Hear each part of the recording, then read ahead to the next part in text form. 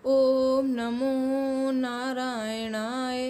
ओम नमो नारायणाय। श्रीमन नारायण नारायण हरि हरि। भजमन नारायण नारायण हरि हरि। जय श्री हरि विष्णु जी। नमस्कार दोस्तों, आप सभी का मेरे YouTube चैनल में हार्दिक स्वागत है।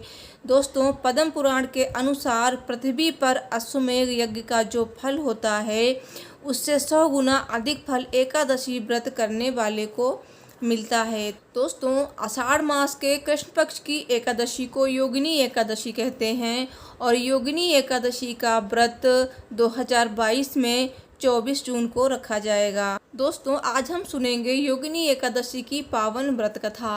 व्रत कथा को सुनने से समस्त इच्छाओं की पूर्ति होती है और कई हजार गुना हमें पुण्य फल मिलता है। तो इस दिन व्रत कथा का श्रवण जरूर करना चाहिए, इससे भी हमें बहुत पुण्य मिलता है। दोस्तों, अगर आपने व्रत रखा है तो कथा का श्रवण जरूर करें, व्रत नहीं है तो भी कथा अवश्य सुननी चाहिए।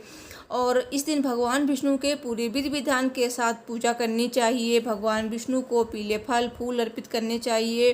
साथ ही भगवान विष्णु का पंचामृत से आप अभिषेक करें। भोग में तुलसी पत्र अवश्य शामिल करें और तुलसी पत्र अलग से भी अर्पित करें। तो भगवान विष्णु तुलसी पत्र के बिना भोग स्वीकार नहीं करते हैं, तो आप पीली चीज़ों का भोग लगाएं। पीली मिठाई का भोग लगा सकते हैं, पीले फलों का भोग लगा सकते हैं और धूप दीप से भगवान विष्णु की विधिवत पूजा करें। तो व्रत नहीं है तो भी आप इस तरह से पूजा कर सकते हैं। दोस्तों, कहते हैं कि योगिनी एकादशी का व्रत करने वाले को 88,000 ब्राह्मणों को भोजन कराने जितना पुण्य मिलता है। तो दोस्तों, योगिनी एकादशी का व्रत करने से सभी प्रकार के रोगों से मुक्ति मिलती है और जो भी आदि व्याधि होती हैं वो भी नष्ट हो जाती हैं। सुंदर रूप मिलता है और यश मिलता है।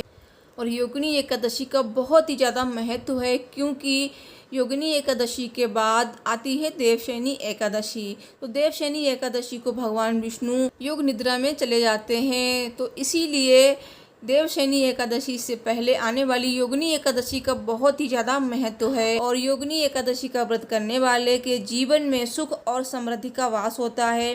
साथ ही भगवान विष्णु जी के साथ साथ माँ लक्ष्मी जी का भी आशीर्वाद प्राप्त होता है। तो इस दिन बहुत अच्छी तरह से आपको भगवान विष्णु की पूजा करनी है, धूप दीप दिखानी है, भोग अर्पित करना है, आरती करनी है और कथा का श्रवण जरूर करना है। और आपको इस दिन तुलसी माता की पूजा भी करनी है। तुलसी माता के पास दीप जरूर प्रज्वलित करें, शाम को भी और सुबह भी। और अपने घर में दीपदान जरूर करें शाम के समय और भजन कीर्तन करें भगवान विष्णु का। तो दोस्तों, अगर आप इस तरह से पूजा करते हैं भगवान विष्णु की तो हजारों वर्षों तपस्या करने के बराबर आपको फल मिलता है। पूजा के समय भगवान विष्णु के इस मंत्र का जाप करें। मंत्र है ओम नमो नारायणाय, ओम नमो भगवते वासुदेवाय नमः या फिर ओम विष्णवे नमः। इन मंत्रों का आप जाप कर सकते हैं अपनी सामर्थ्य के अनुसार। दोस्तों, योगिनी एकादशी की एक और वीडियो मेरे चैनल पर आ चुकी है, तो आप उससे बहुत सारी जानकारी ले सकते हैं। तो अगर आपने नहीं देखी है तो आप देखिए, उसका लिंक मैं डिस्क्रिप्शन बॉक्स में डाल दूंगी, साथ ही एंड स्क्रीन पे भी उसको लगा दूंगी। तो आइए सुनते हैं अभी योगिनी एकादशी की व्रत कथा। सब बोलिए भगवान विष्णु जी की जय, माता लक्ष्मी जी की जय, माता एकादशी की जय। योगिनी एकादशी व्रत कथा इस प्रकार है। महाभारत काल की बात है कि एक बार धर्मराज युधिष्ठिर ने भगवान श्री कृष्ण जी से कहा कि हे त्रिलोकीनाथ, मैंने ज्येष्ठ मास के शुक्ल पक्ष की एकादशी यानी कि निर्जला एकादशी की कथा सुनी है। अब आप कृपा करके आषाढ़ मास के कृष्ण पक्ष की एकादशी की कथा सुनाइए। इस एकादशी का क्या नाम है और क्या महात्म्य है, सो आप मुझे विस्तार पूर्वक बताएं। तो श्री कृष्ण जी ने कहा, हे पांडुपुत्र, आषाढ़ माह के कृष्ण पक्ष की एकादशी का नाम योगिनी एकादशी है और इसके व्रत से सभी पाप नष्ट हो जाते हैं। यह व्रत इस लोक में भोग तथा परलोक में मुक्ति देने वाला है। हे अर्जुन, यह एकादशी तीनों लोकों में प्रसिद्ध है और इसके व्रत से सभी पाप नष्ट हो जाते हैं। तुम्हें मैं पुराण में कही हुई कथा सुनाता हूँ, ध्यान पूर्वक सुनना। कुबेर नाम का एक राजा अलकापुरी नाम की नगरी में राज्य करता था। वो शिव भक्त था। उनका हेममाली नामक एक यक्ष सेवक था जो पूजा के लिए फूल लाया करता था। हेममाली की विशालाक्षी नाम की अति सुंदर स्त्री थी। एक दिन वो मानसरोवर से पुष्प लेकर आया, किंतु कामासक्त होने के कारण पुष्पों को रखकर अपनी स्त्री के साथ रमण करने लगा और इस भोग विलास में दोपहर हो गई। हेममाली की राह देखते देखते जब राजा कुबेर को दोपहर हो गई तो उसने क्रोधपूर्वक अपने सेवकों को आज्ञा दी कि तुम लोग जाकर पता लगाओ कि हेममाली अभी तक पुष्प लेकर क्यों नहीं आया। जब सेवकों ने उसका पता लगा लिया तो राजा के पास जाकर बताया, हे राजन, वो हेममाली अपनी स्त्री के साथ रमण कर रहा है। इस बात को सुन राजा कुबेर ने हेममाली को बुलाने की आज्ञा दी।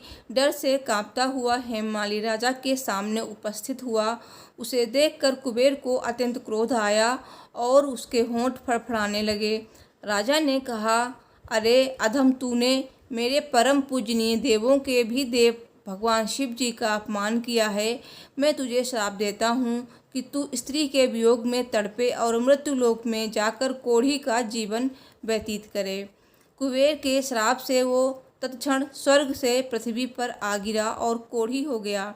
उसकी स्त्री भी उससे बिछड़ गई। मृतलोक में आकर उसने अनेक भयंकर कष्ट भोगे, किंतु शिव जी की कृपा से उसकी बुद्धि मलिन न हुई और उसे पूर्व जन्म की भी सुध रही।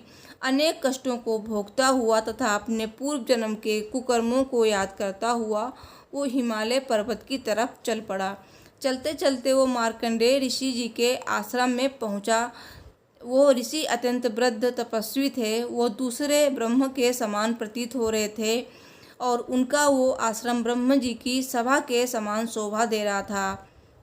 ऋषि को देखकर हेममाली वहां गया और उन्हें प्रणाम करके उनके चरणों में गिर पड़ा।